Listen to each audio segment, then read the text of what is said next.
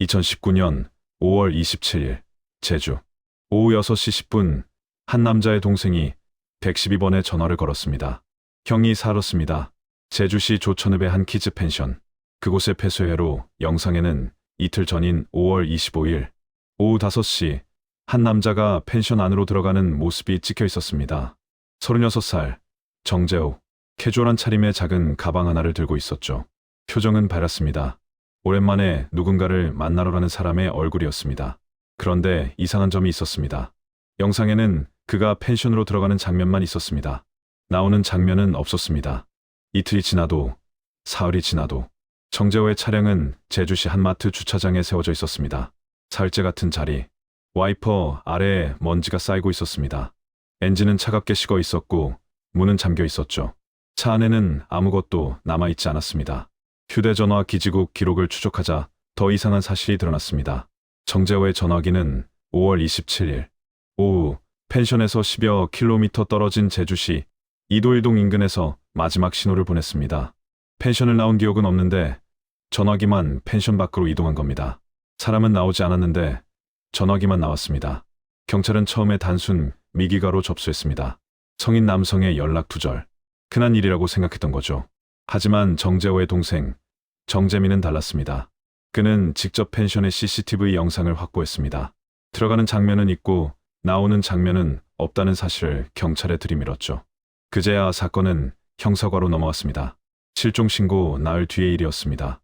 경찰이 펜션에 도착했을 때 방은 깨끗했습니다. 너무 깨끗했습니다. 침구는 정돈되어 있었고 바닥에는 얼룩 하나 없었습니다. 쓰레기통은 비어 있었고 욕실 타일은 반짝거렸죠.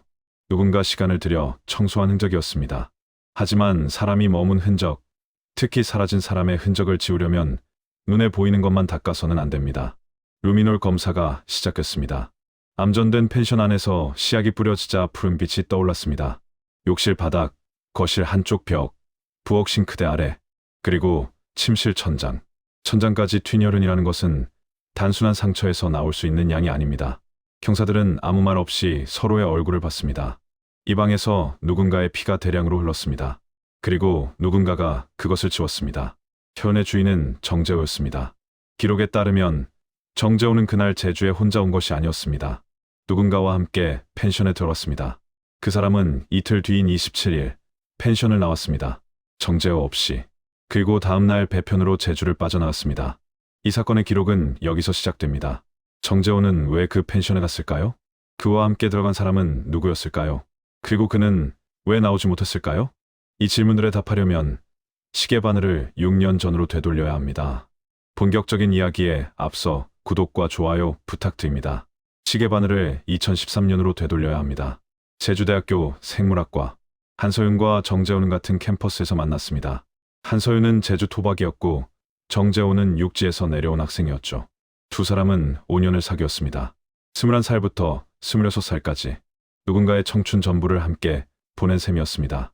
2013년 6월 11일 두 사람은 혼인신고를 했습니다. 정재호는 당시 대학원 과정을 밟고 있었습니다. 수입이 거의 없었죠. 한서윤의 아버지는 제주에서 렌터카 사업을 하고 있었고 젊은 부부의 생활은 그 그늘 아래서 이어졌습니다.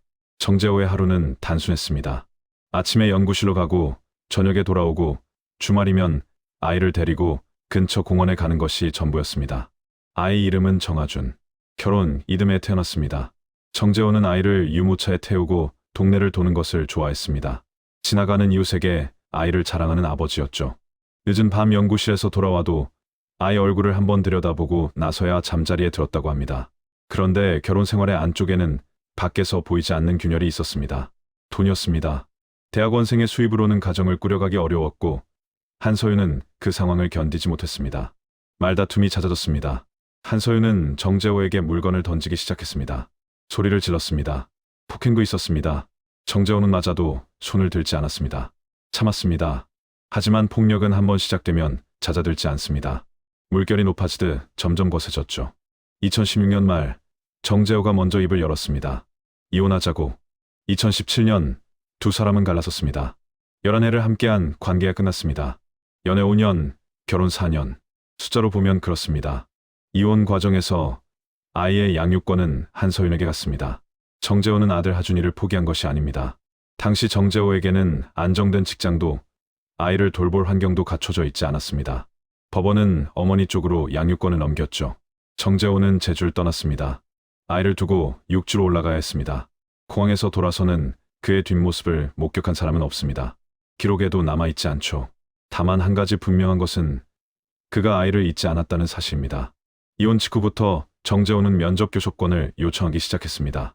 한 달에 2번 아이를 만나게 해달라는 것이었습니다. 하지만 한서윤은 응하지 않았습니다. 전화도 받지 않았고 법원의 조정 절차에도 3번 연속 불출석했습니다. 과태료가 부과됐지만 무시했습니다. 정재호는 포기하지 않았습니다. 법정 공방은 2년 가까이 이어졌습니다. 그 사이 한서윤의 삶은 완전히 달라져 있었습니다. 그녀는 재혼했습니다.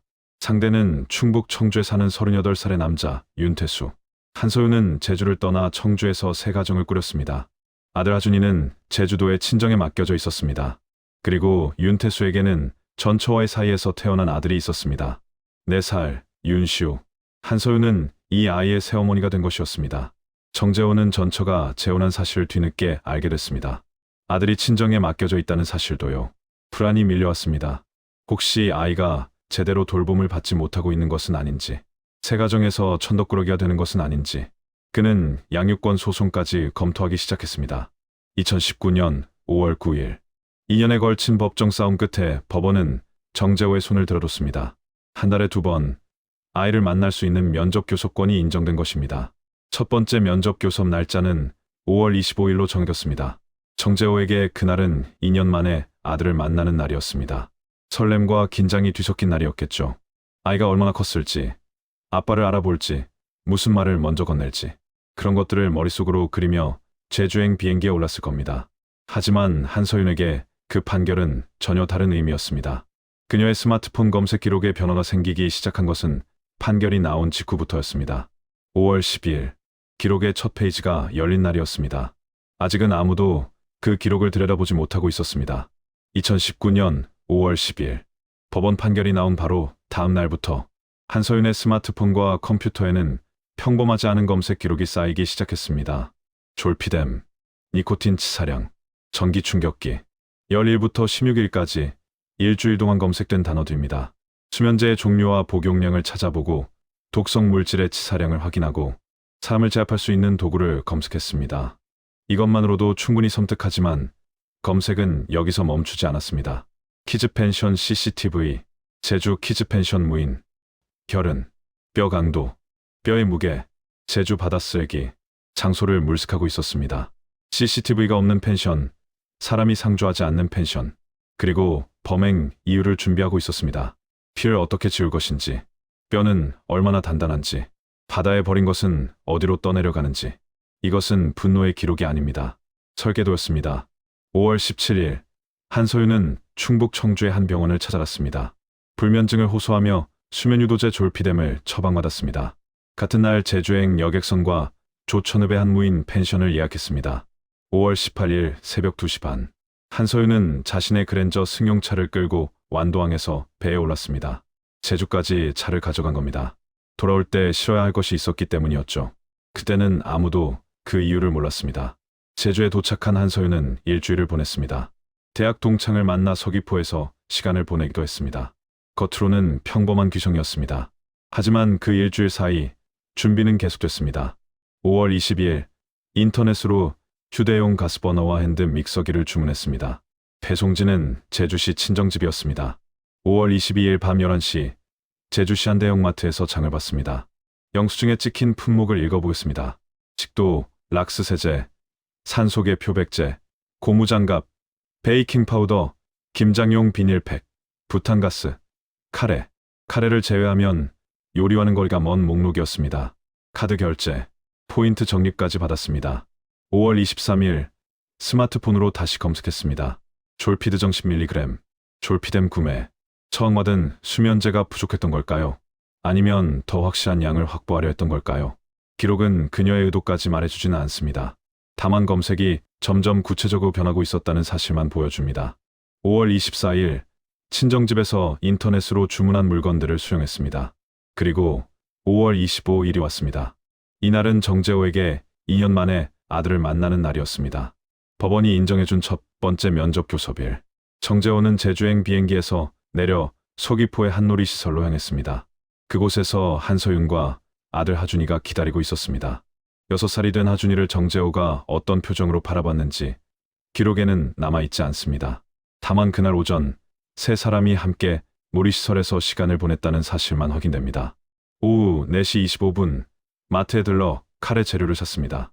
정재호의 차는 마트 주차장에 세워두었고 세 사람은 한서윤의 차로 이동했습니다. 오후 5시 조천읍의 무인 키즈 펜션에 도착했습니다. 한서윤이 이 펜션을 예약할 때 남긴 통화 녹음이 있습니다. 저희 가족만 쓸 수 있는 거죠. 애교가 섞인 밝은 목소리였습니다. 세 사람이 펜션 안으로 들어갔습니다. CCTV에는 그 장면이 찍혀 있었습니다. 아버지와 아들과 어머니, 보통의 가족처럼 보였을 겁니다. 하지만 그 안에서 일어난 일은 보통이 아니었습니다. 펜션의 구조를 먼저 말씀드려야 합니다. 원룸형 키즈 펜션이었습니다. 거실 겸 침실이 하나, 작은 부엌, 그리고 욕실. 창문으로는 제주 특유의 돌담, 너머 풀밭이 보였을 겁니다. 5월 저녁이니 바깥에서는 풀벌레 소리가 들려왔겠죠. 에어컨 바람과 형광등 불빛. 좁은 공간에 세 사람의 체온이 채워져 있었습니다. 저녁 식사는 카레라이스였습니다. 한서윤이 부엌에서 카레를 만들었습니다. 마트에서 산 재료로요. 하준이와 정재호는 거실에 있었을 겁니다. 2년 만에 만난 아버지와 아들. 둘이 무슨 이야기를 나눴는지는 아무도 모릅니다. 카레가 완성됐고 세 사람은 함께 먹었습니다. 그런데 정재호의 카레에는 졸피뎀이 들어 있었습니다. 병원에서 처방받은 수면유도제. 카레의 강한 향신료, 맛이 약의 쓴맛을 가렸을 겁니다. 정재호는 눈치채지 못했습니다. 시간이 지나자 졸피뎀이 작용하기 시작했습니다. 정재호의 눈꺼풀이 무거워졌고 곧 깊은 잠에 빠졌습니다. 2년 만에 만난 아들 옆에서 안심한 채로 잠든 것이었겠죠. 하준이는 거실에서 게임을 하고 있었습니다. 6살 아이에게 스마트 기기를 쥐어주면 한동안은 세상이 조용해집니다. 한서윤은 그 시간을 기다렸습니다. 오후 8시 10분. 기록은 이 시각 이후의 일을 이렇게 적고 있습니다. 한서윤은 잠든 정재호를 흉기로 찔렀습니다. 15차례 이상. 수사기관은 정확한 횟수를 밝혔지만 그 숫자를 여기서 반복하는 것은 의미가 없을 겁니다. 다만 한 가지, 침실 천장에서 혈흔이 발견되었다는 사실이 그 순간의 격렬함을 말해줍니다. 정재호는 깨어나지 못했습니다. 2년 만에 만난 아들 옆에서 잠들었고 다시는 눈을 뜨지 못했습니다. 그날 밤 한서윤은 시신을 욕실로 끌고 갔습니다. 물을 틀어 혈흔을 씻어내기 시작했습니다. 마트에서 산 락스와 표백제, 고무장갑이 이 순간을 위한 것이었습니다. 그리고 거실에서 게임을 하던 하준이가 어머니를 봤습니다. 피가 묻어있는 모습이었습니다. 6살 아이의 눈에 그것이 어떻게 보였을까요? 한서윤은 아이에게 말했습니다. 물감 노래하다가 그래. 청소하고 갈게. 15글자가 채 되지 않는 그 문장이 이 사건에서 가장 잔인한 순간이었는지도 모릅니다. 다음 날인 5월 26일 오전, 한서윤은 하준이를 제주시내 외할머니 집에 데려다 놓았습니다. 그리고 낮 12시 24분 혼자 펜션으로 돌아왔습니다. 그 뒤 27일 퇴실할 때까지 약 하루 반 동안 한서윤은 펜션 안에 머물렀습니다. 경찰은 이 시간 동안 한서윤이 무엇을 했는지 수사를 통해 확인했지만 그 내용을 발표하면서 이렇게 말했습니다. 차마 언론에 공개할 수 없는 수준입니다. 기록을 한 장 넘기겠습니다. 다음 기록은 5월 27일 펜션을 나온 직후부터 시작됩니다. 5월 27일 오전 11시 반 한서윤은 펜션을 퇴실했습니다. 나올 때 쓰레기 종량제 봉투 4개를 차에 실었습니다. 봉투의 내용물이 무엇이었는지는 나중에 밝혀지게 됩니다. 퇴실 직후 한서윤은 119번에 전화를 걸었습니다. 오른손에 난 상처를 치료할 수 있는 병원을 물었습니다. 수사 기록에는 이 상처가 절창으로 기재되어 있습니다. 날카로운 물체에 의해 베인 상처라는 뜻이죠. 범행 과정에서 자신의 손도 다쳤던 겁니다. 오후 1시 제주시의 한 병원에서 치료를 받았습니다. 그리고 오후 2시 48분 한서윤은 자신의 휴대전화로 정재호의 스마트폰에 문자를 보냈습니다. 성폭행 미수 및 폭력으로 고소하겠다. 정재호는 이미 죽어 있었습니다. 그의 전화기는 한서윤이 갖고 있었습니다. 준 사람의 전화기로 살아있는 것처럼 보이게 만들려는 것이었습니다. 2시간 뒤인 오후 4시 48분 이번에는 정재호의 전화기를 직접 조작했습니다. 정재호의 전화기에서 자신의 전화기로 답장을 보낸 겁니다. 미안하게 됐다. 고소는 하지 말아달라.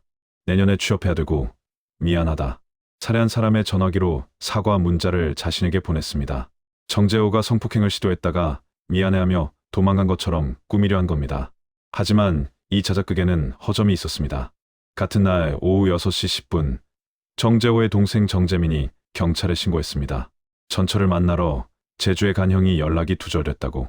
경찰은 한서윤에게 전화를 걸었습니다. 한서윤은 이렇게 대답했습니다. 정재호 씨가 저를 성폭행하려 했고 실패하자 도망갔습니다. 경찰은 처음에 이 진술을 그대로 기억했습니다. 성인 남성의 가출, 흔한 일이라고 판단한 거죠. 사건은 생활안전과에서 단순 미기가로 접수됐습니다. 나흘이 흘렀습니다. 그 사이 한서윤은 움직이고 있었습니다. 5월 28일 오후 3시 반, 범행에 사용한 물품 중 일부를 마트에 가서 환불했습니다. 락스, 표백제 등이었습니다. 사용하고 남은 것을 돌려보는 겁니다. 영수증까지 챙겨둔 것이었죠. 같은 날 오후 6시, 다른 마트에서 대형 여행용 가방과 종량제 봉투, 30장, 비닐장갑을 새로 구입했습니다. 오후 8시 반, 제주항에서 완도행 여객선에 올랐습니다. 차량과 함께 밤 9시 반, 여객선 위에서 7분 동안 무언가를 바다에 버렸습니다. 제주와 완도 사이의 상이었습니다. 같은 밤, 여객선 안에서 스마트폰으로 전기톱을 주문했습니다. 배송지는 경기도 김포, 한서윤의 아버지 소유 아파트 주소였습니다. 밤 11시 9분, 완도항에 도착했습니다. 그대로 차를 몰고 경기도 김포를 향해 북쪽으로 달렸습니다. 5월 29일 새벽 4시에서 5시 사이, 김포의 아파트에서 다시 한번 시신을 훼손했습니다. 5월 31일 새벽 3시, 훼손된 시신을 종량제 봉투에 담아 인근 분리수거장에 버렸습니다. 제주에서 완도 바다를 거쳐 김포까지 사흘에 걸친 이동 경로였습니다. 그리고 같은 날, 한서윤은 청주의 자택으로 돌아갔습니다. 아무 일도 없었다는 듯이. 수사 기록의 다음 페이지에는 이런 내용이 적혀 있었습니다. 경찰이 뒤늦게 펜션을 수색하기 시작한 것은 5월 30일 일이었습니다. 동생 정재민이 직접 펜션 CCTV를 확보해 경찰에 제출하지 않았다면 수사는 더 늦어졌을 겁니다. 5월 31일, 경찰이 조천읍의 펜션에 도착했을 때 방은 깨끗했습니다. 앞서 말씀드린 것처럼 너무 깨끗했죠. 하지만 루미놀은 사람의 눈이 보지 못하는 것을 봅니다.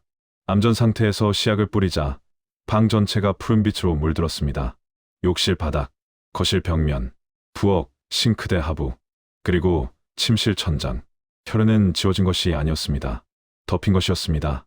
락스와 표백제로 눈에 보이는 색을 지웠을 뿐 혈액의 성분은 그대로 남아 있었습니다. DNA 대조 결과 혈흔의 주인은 정재호였습니다. 경찰은 즉시 청주시의 한서윤 자택을 압수수색했습니다. 그녀의 그랜저 차량 트렁크에서 범행 도구로 추정되는 흉기 몇 점이 발견됐습니다. 차량 내부에서도 정재호의 혈흔이 묻은 이불 조각이 나왔고 국립과학수사연구원의 분석 결과 이불에서 졸피뎀 성분이 검출됐습니다. 수면제를 먹인 사람이 성폭행을 시도한다는 것은 상식적으로 성립하지 않습니다. 졸피뎀은 복용하면 의식을 잃게 만드는 약입니다. 성폭행을 하려는 사람이 스스로 수면제를 먹고 잠들었다는 한서윤의 진술은 이 순간 완전히 무너졌습니다. 2019년 6월 1일, 경찰은 청주의 한 아파트 지하 주차장에서 한서윤을 체포했습니다. 체포 순간 한서윤은 이렇게 말했습니다. 왜요? 제가 당했는데. 당황한 표정이 아니었다고 합니다. 경찰관의 표현을 빌리면 영문을 모르겠다는 듯한 태연한 반응이었습니다.